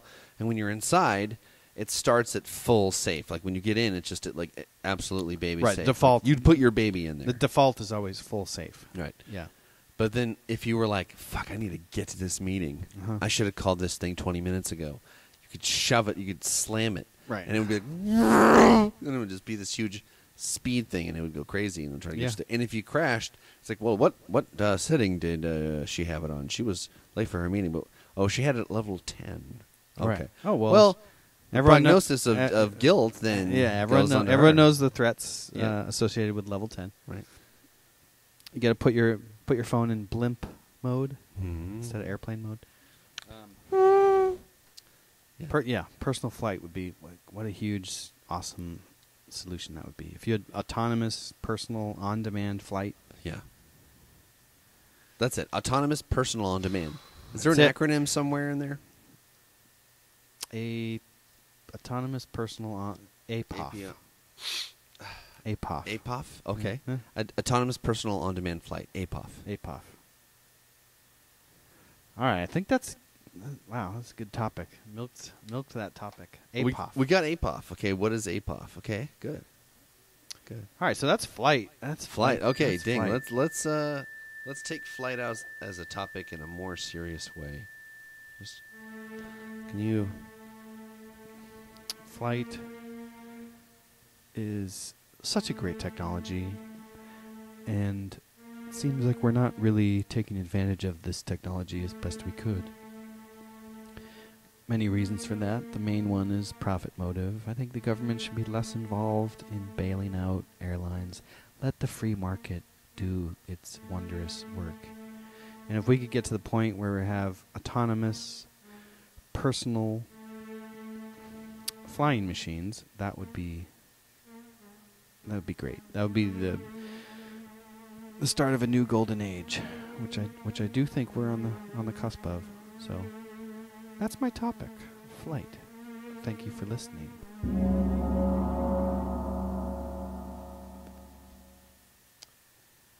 Maybe a word from our sponsors. Sounds good. A word from our sponsor. So,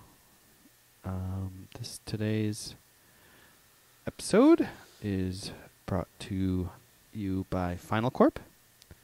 Final Corp is a corporation that has only its best interests in mind, so that is comforting. Final Corp. Hey Mom, what's for dinner? Well, I was thinking of making some gelled meat casserole. But we had that for breakfast. Well, how about a nice big stack of salt pancakes with melted gummy bear sauce? But we had that for lunch today at school. Okay, honey. How about a couple of bowls of mayonnaise ice cream? Cool. All right. Yippee. Can I have the poison ivy flavored ice cream? You sure can. And dirt fudge. Yep. Oh Mom, food's the best. Final Corp, they have such products as the spherical chrome car, which helpfully blinds all other drivers on the road.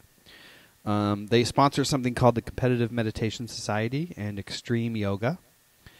They just came out with a new flavor of mayonnaise, hemlock flavored mayonnaise. And if you want, you can get that. It comes with a free antidote flavored mayonnaise, which is a universal antidote for all poisons and ailments. And Is that multi-A's? It's a version of multi-A's. Okay. Multi-A's actually has more uses. Mayonnaise cookies. Are those cookies made with mayonnaise instead of butter? Yes. Oh. And instead of chocolate chips, they're Mayonnaise? petrified mayonnaise bits. Shit. They also They're have crunchy. portable on-the-go packets of shame and regret, which Whoa. you can use. Are they powder form or liquid? Powder form, crystallized shame and regret packets. You can carry them in your purse. You can carry them in your cargo shorts pockets, and you can use these packets anywhere you go. Also, as I mentioned earlier, girlfriend and boyfriend canceling headphones, very useful, especially on flights. And, of course, shout recognition technology. So if you find yourself shouting, yelling at your phone a lot, Final Corp can help. They have many, many algorithms which solve those problems. Final Corp. It'll be fine. Final Corp. It'll be fine.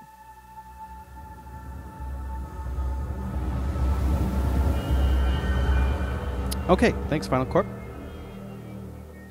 Drew, you got something for me?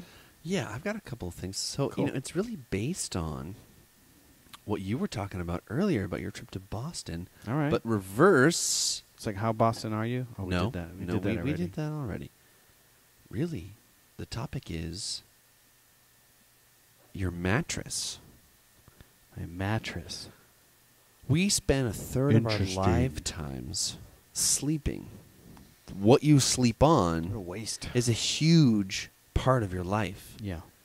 So many people don't have great sleep because of what they sleep on. Yeah. It's such an important thing we hardly It's think fucked about. how important it is. It's super important. It should be like if the government's going to subsidize something, subsidize my mattress. Subsidize Seriously. life, liberty, and the pursuit of A mattress. nice mattress.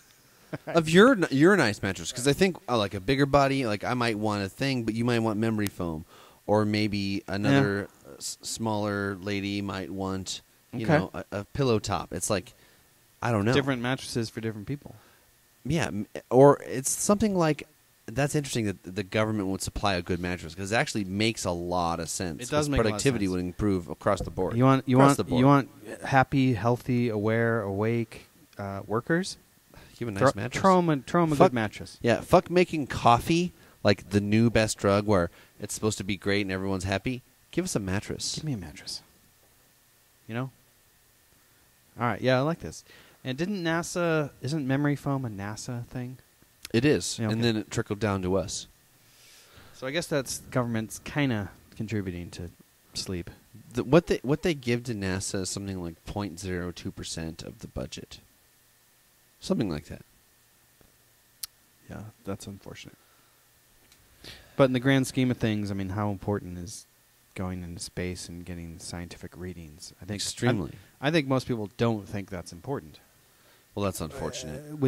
As compared to like hunger, war, poverty, and injustice, and blah, Sure, blah, blah, I think blah. they're both important. I don't know about equally, but they're both important. Yeah, You know. yeah, I agree. So, and you can pay up to like 10 grand for a fucking Cal King mattress. Oh, totally. Cal King, which is its own.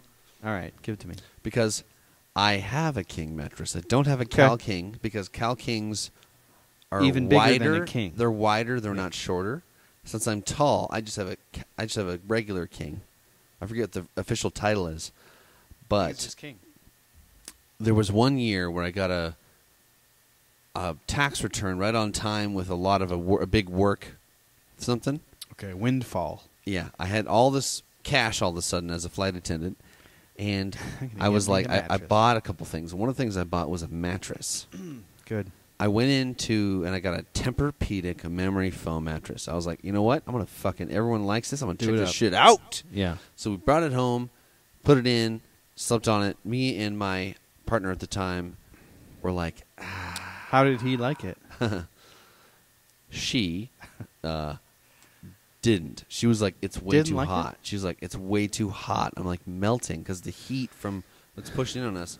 And I'm like, yeah, I'm always like, it's not right. It's like I get how it could be cool, but it Is doesn't. this like so insulated on your It back that doesn't it's put too the hot? kind of pressure that I would like to have. And so this is Huh. why this is all such a so serious thing because I'm so sensitive. I'm so sensitive Like to my mattress. Princess and the Pea over here. There's maybe a little bit in there. Like You know one that tiny pebble. You know that story, right? That's me. I am the princess. And when we go camping, it's like the hammock is good, Ugh. and like I'm like I really want. I pursue great sleep, and so I spent something Yeah. like $3,500 on a king size Tempur-Pedic, Jesus Christ. and she took it home. We got it home, and it was too hot.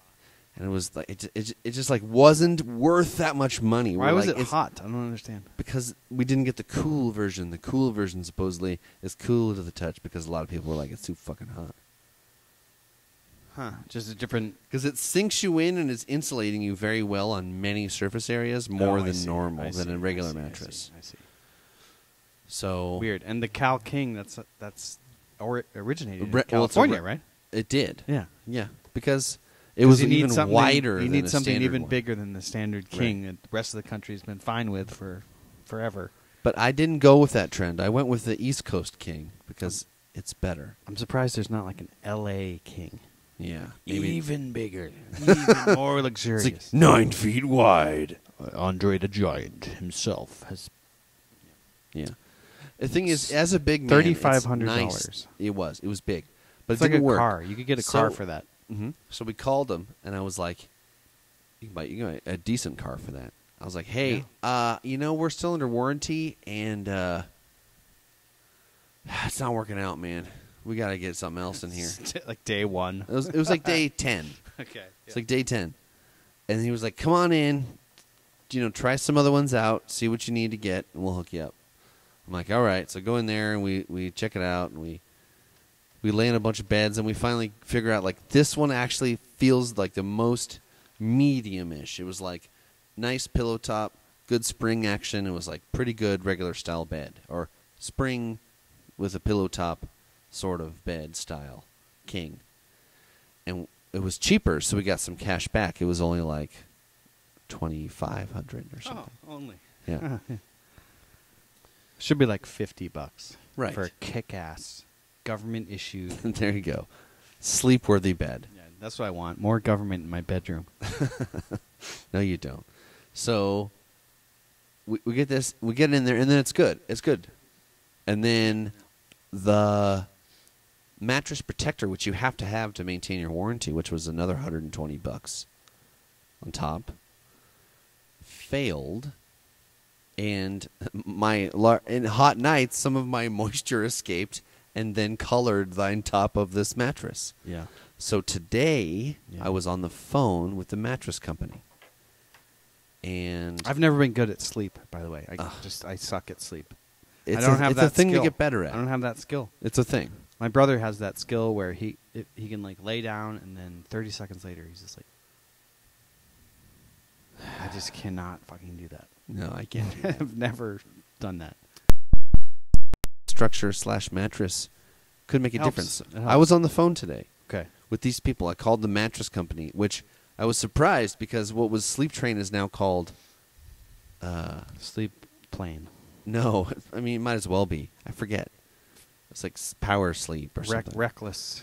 So they were purchased, reckless and I turning. actually have a thing to share about this. Texas-based mattress firm acquires Sacramento's Sleep Train for $425 million. That's it? That's it. For only $500 million, shy of $500 million. Huh. I would have thought sleep would have been way more lucrative of an industry. Well, that was surprising. just one of the major companies. Right. But this right. company, Yeah. let's see here. There's like bring it up. mattress firm. There's a million of them. Tempur-Pedic, Casper. Good things about Casper. The Sleep Train Inc., the homegrown mattress retailer that's become a West Coast powerhouse, with its name on an NBA arena, was sold to a Texas chain Thursday for $425 million. In the latest sale of Sacramento area corporation, deal. Sleep Train agreed to a takeover by Mattress Firm Holding Corp. Mattress Firm. Mattress firm. A Right, mattress firm, fast-growing yeah. Houston chain that's intent on building a national company. The deal is expected to close He's in late Texas-based. 2014. Dale Carlson, the affable founder and chief executive of Sleep Train, said the Sleep Train brand will remain in place, along with most of the 70 headquarter jobs at Sleep Train's Rockland offices. The very alert and well-rested CEO of Sleep Train.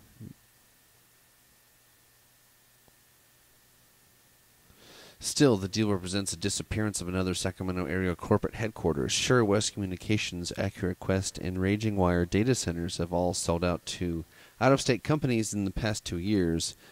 Civic leaders often grimace when local companies are sold, in part because they're afraid of the new owners won't be active, corporate citizens in the community. But Sleep Train's high-profile work on behalf of foster children will continue. So will its naming rights deal at Sleep Train Arena, home of the Sacramento Kings, Carlson said.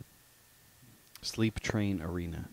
What a weird world we live in. We do. Barbara Hayes, head of the Sacramento Area Commerce and Trade Organization, said the sale of Sleep Train will create a lot of new wealth in the region. Employees own more than 25% of Sleep Train and will share in the proceeds. There are a lot of people who woke up this morning with money in their pockets they didn't have yesterday, Hayes said.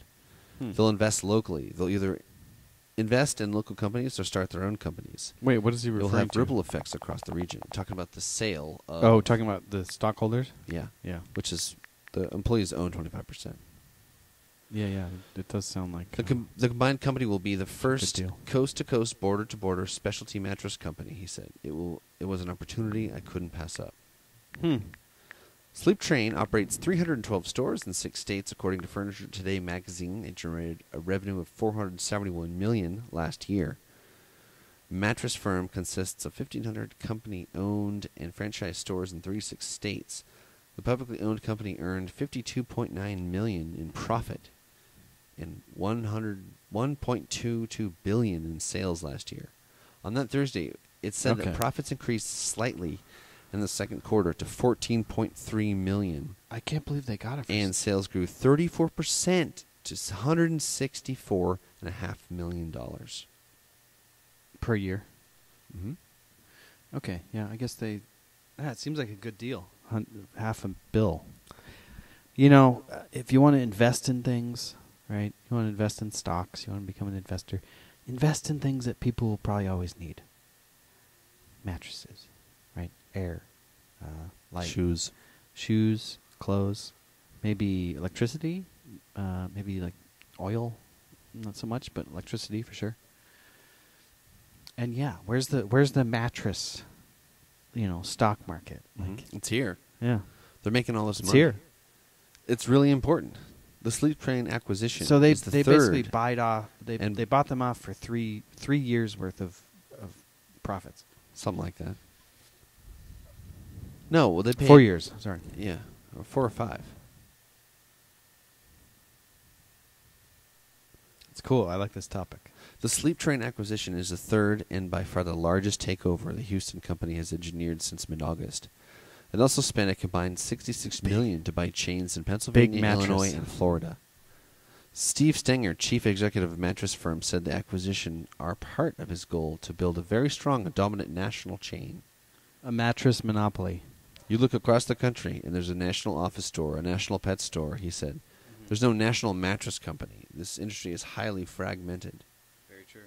Mattress firm has made 25 acquisitions since 2005.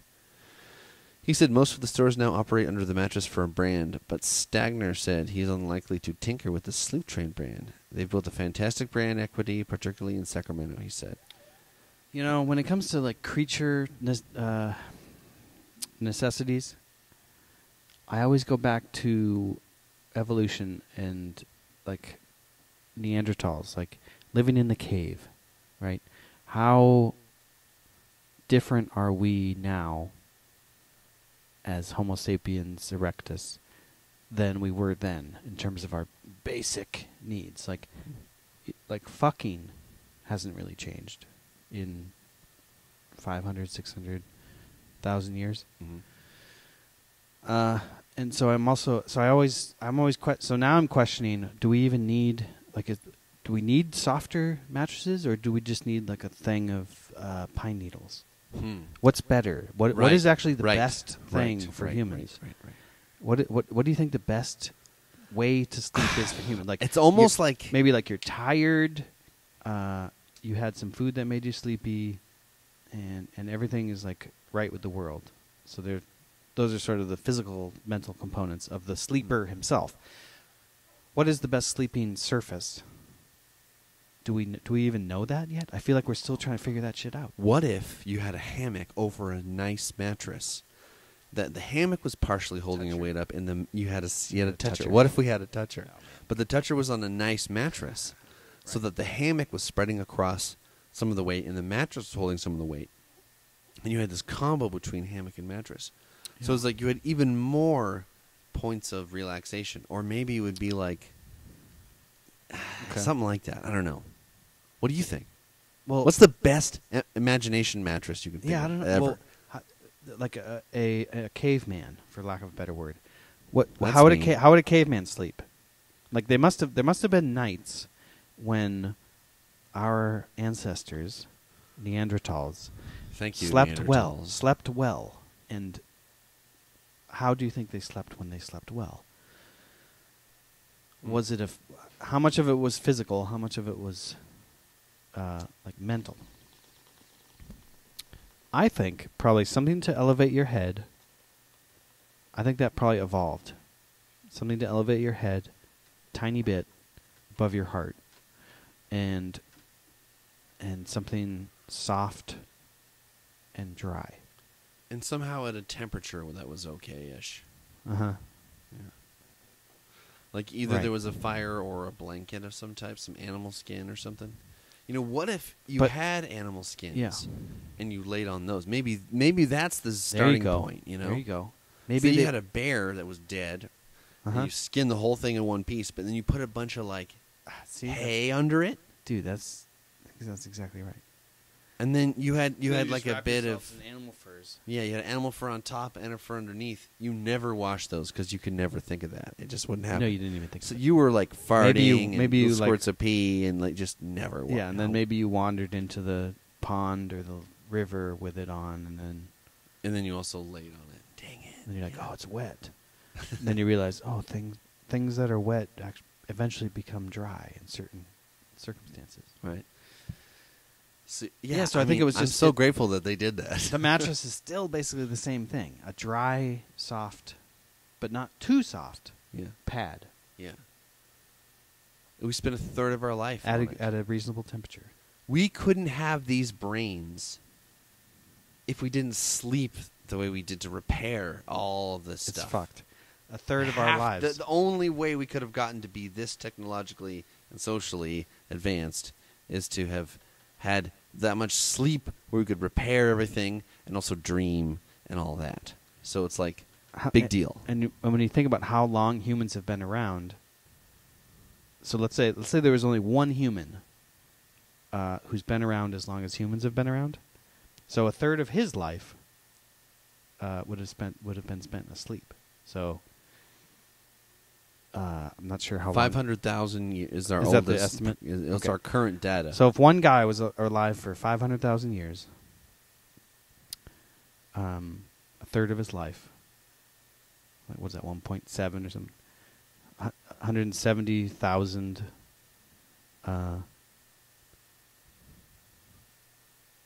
Somewhere in there. I'm not sure. 170,000 years worth of sleep. Just that's just one guy. So just think about the amount of time that conscious human beings have dreamt. It's 500,000 times population over time divided by 3. So that's actually an incredible thought. How many dreams have happened and how much time just humanity as a whole has been asleep. That's a huge number. Huge number. And it's almost like Arthur C. Clarke's statement, behind every person stands, 100 ghosts. It's kind of like behind every person stands like 33 dreamers. Huh. I Interesting. like this topic, mattresses. Yeah, it's like... Because there's like the box spring. Mhm. You got It's important. You want it off the floor. Uh-huh. I guess that was the Why? thing. So probably because of bugs.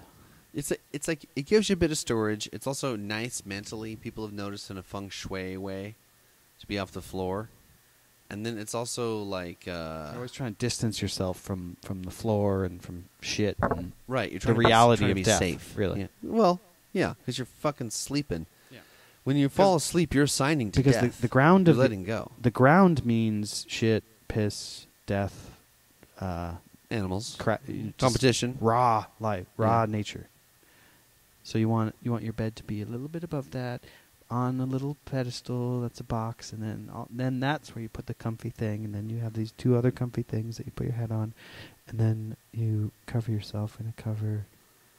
It's becoming very prissy. I've thought about this. Like the cover, even if it's really fucking hot, I still want a sheet over Right, me. something. Because could be tissue paper. It's the womb. It's the womb. It's something about being That's right. touched. I need to be touched. It's hard to just sleep on your back with no covers. Yes. Super hard. Something has to protect. I need some little coating to know I'm okay, or something like that, right? It's interesting, and people So what's sleep the ideal on, mattress? I mean, I think an ideal mattress might be a future foam that would be different levels and stages. It probably wouldn't just be one kind of foam. Probably like different foams for different parts of the body. oh, that's interesting. That's Maybe probably like closer approximation is my guess. maybe it actually dials into your alpha wave Do we frequencies. have a lightning cable?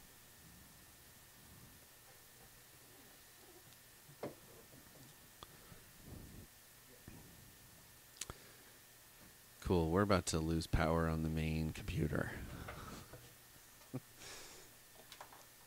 Stand by for technical situations. There it is. Thank you. Oops.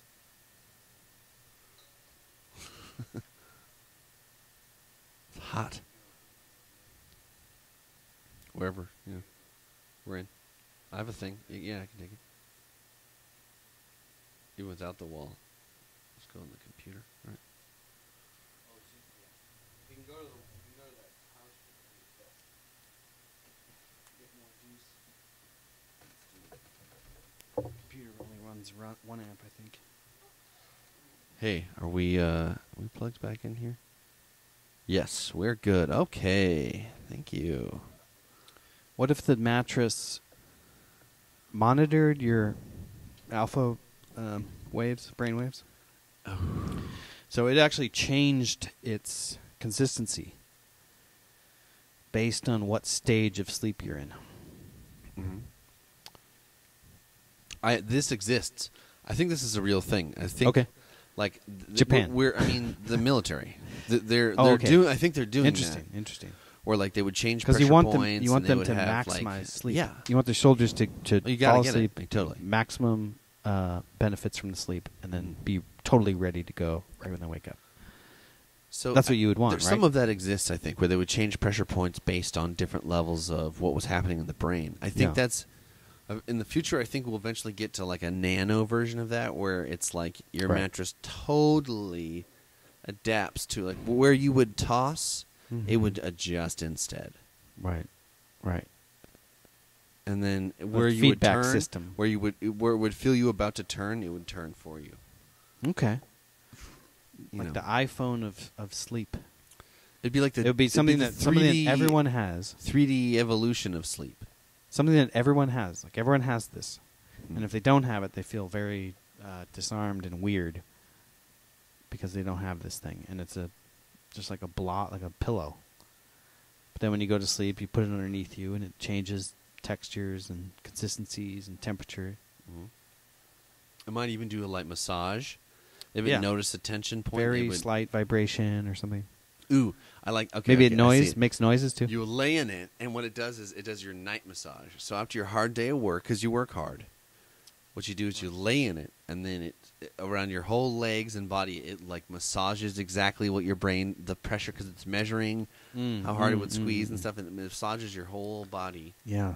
And then you just, in the same way, just lets you sleep in a perfectly like relaxed state. Like that sounds like incredible. Yeah, a sleep responsive mattress.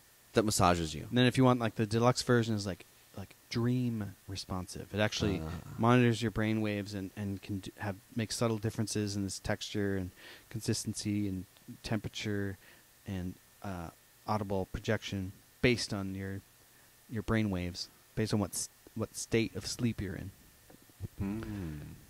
That's just a matter of time, man. Dude, totally. As mattresses get more and more sophisticated, that's just going to happen automatically.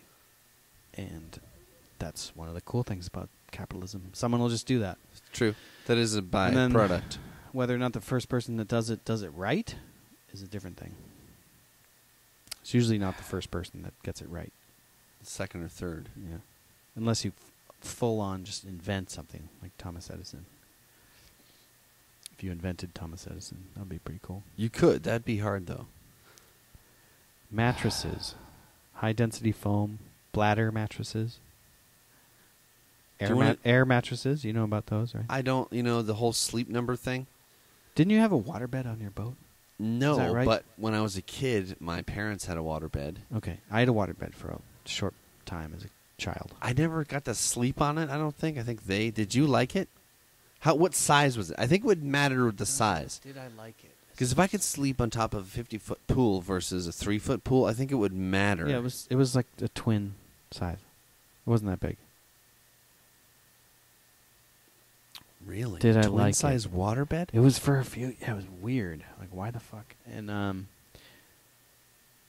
trying to think. It was like 13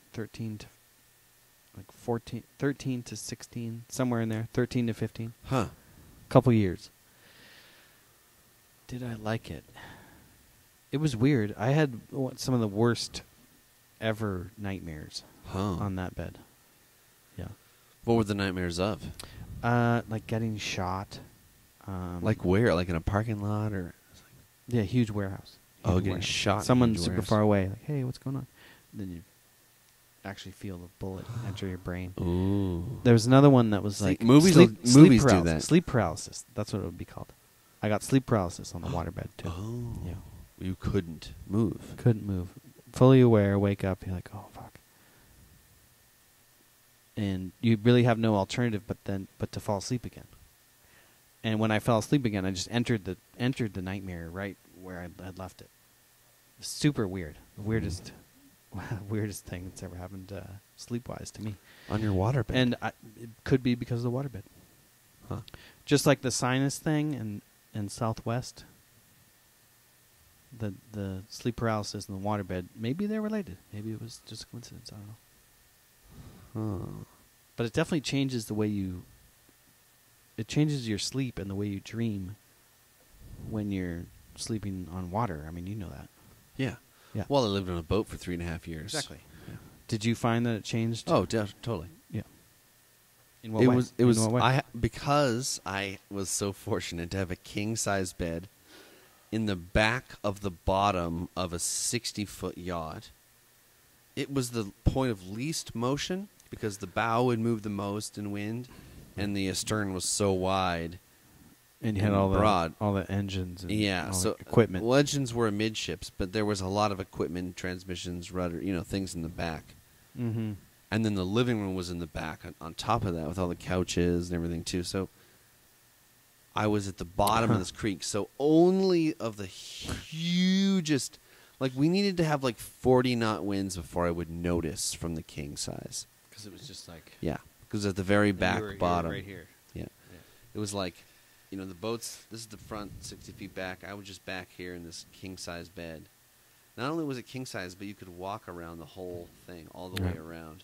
Ambulatory Mhm. king size. Had a walk-in closet and a private tub and Yeah, shower bathroom. I know you told Right, me right. before. There's a walkthrough video of the thing. It's pretty Yeah, good. yeah. A lot of views on that, weirdly. So, sleeping is important. How did sleeping at sea change the way you slept, or did it change the type of dreams you had? I think my relationships at the time changed the type of dreams I had. Okay. More so than the water. Right. But I think the water was an overall calming force. There was this just very slight rocking motion, like you weren't stagnant exactly. It was sort of a living sleep, if that makes any sense. Yeah. Because like if someone came that's home, my experience too. if I was on the bed and like Evan came home and he would step on the boat, it would be just the slightest little But rock. yeah. Like that.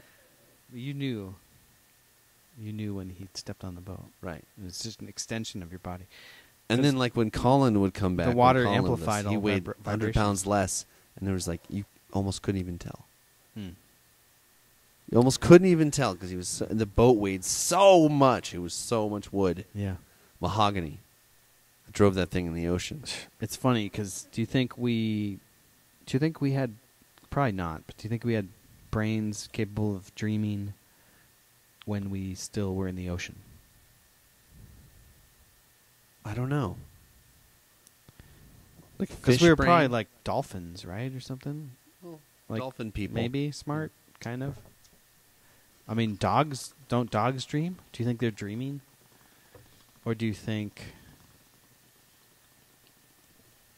or do you think they're just sort of running through? They're just running through their motion. The muscles are just running through, like patterns.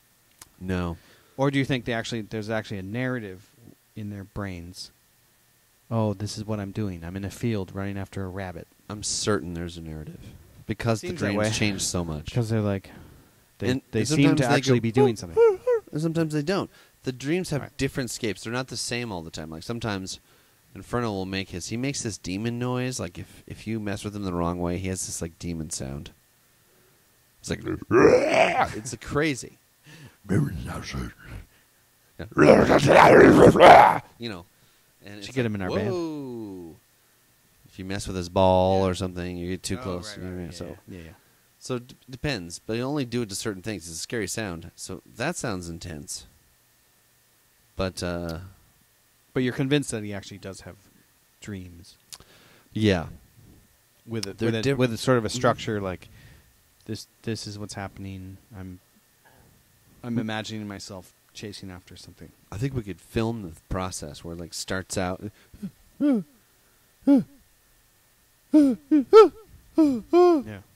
And it's like, and then it builds and builds, Yeah. and then it's like, I wonder if their dreams some climax, Like and ending. take more time than our dreams. Because they sleep more. They sleep a lot more. Well, I wonder if there's a correlation between intelligence, consciousness, and duration, how much time subjectively the dream takes up. Like maybe a dog will have a dream in which he's chasing a rabbit for 5 minutes, and in real life it'll actually last 5 minutes. Whereas humans, you can have a dream where you're going through this whole thing, and then at the end of it, there's like this thunderclap or something, and that turns out to be your alarm. Huh. And it's like, oh, that dream was it's in my subjective time, it seemed like 15, 20 minutes, but in real time, it was like a second, couple seconds. So I wonder if there's a correlation between subjective dream time and intelligence. I bet you there is. That's a cool question. Maybe the audience can have an answer. Maybe to Sam that. Harris could research that. Yeah, He's like yeah. a smart brain guy. Yeah. Wait, let's. He's a smart brain guy. There, that's you. That's me. It would be cool to have the light come on, or a light come on. I think so we you can know do which that. camera's active. I think Yeah. we can do that. Yeah. I think we can too. Because I think you can turn the flash. You can turn the Flashlight on. flashlight on. Well, it'll increase more heat. Yeah. You know. Yeah. That's fine. They're pretty hot That's right what we now. need. More fucking heat in this place. Yeah. If only you guys. Thanks for listening. Oh If my only you gosh. guys knew how hot it Oh, was. well, click It's not there. that bad now, but man, there's just so much light. How hot does it feel Electricity. right now in here? Like, is it in your belly? What does it feel like? It feels like 81 Yeah. with like zero humidity. Yeah. And humidity's the thing. Yeah. Humidity will make it seem 10 degrees warmer. Anyway, mattresses. I love that. I love that topic, man. Thanks for bringing that in. Absolutely Good. welcome. Inner spring. We got Bonnell coils, offset coils, continuous coils, There you go. Marshall There you go. coils. Yeah. I mean, this is sleep. Is this really that complicated? So here's the thing: when I talked about my dream bed that had all the bed that would massage you and then you sleep in it, and Yeah, it's yeah. this one thing. A dream responsive. What if there was like a memory foam. super version of that? Like, what if you go like, oh, okay, well, no, I have the Right. hyper nano massage bed. Right. There's But no the- upper limit But to, the thing to is, the yeah, imagination. what if in fact that's not the direction to go? What if it's not That- good to go to the absolute most nth degree bed technology? What if it would be better, physically, To have mentally, it socially, to minimal? have some other minimal thing? That's why I brought up the early man thing. Hmm. Because we must have, our ancestors, 100,000 of years ago, must have had a good night's sleep from time to time. And They must have. is what we need A full really, belly of meat, I think, would do that. is what we need really that much different from what they needed? Probably not. When you get to the basic primal reptilian They instincts needed like some sex, meat, they need some sleep, sugar, sex, sleep. and like They got to shit somewhere where their food isn't. hunting or something, you know. Meat. Yeah, I guess defecation would be the other one. Defecation, consumption, sex, sleep, That's it. activity. Yeah, activity like you Social? you Community? You need community, light. Yeah, you need light. You need light. You do need sunlight. I think humans need sunlight. Humans can't live in isolation or without sunlight. Yeah, I don't think that would work. No. That's cool about Gradient And Studios. let's There's never a lot of test it. sunlight in here, right? Yeah, It is nice. it's nice to do it at this time because there is some evening sun. Yeah, and as the winter comes along, it'll be all sunsetty when we're doing this. Won't that be fun? I can't wait for it to be cool in this fucking place. Dude, because we'll just turn up the lights and it'll warm. We don't need a heater. And you don't have to wear shorts. You don't have to like preemptively prepare yourself for the heat. temperature. Yeah, see? I wore pants today in defiance. I rolled them up at the bottom. You can see my weird feet down here, right there. See, but it's too warm. You got to roll them up, and so it's all like active, with the calf and stuff, and stuff. yeah. Okay. Let's see. got? Maybe it sounds good. Yeah. You got any, Mhm. What do you got? Yeah, please. 3, 2.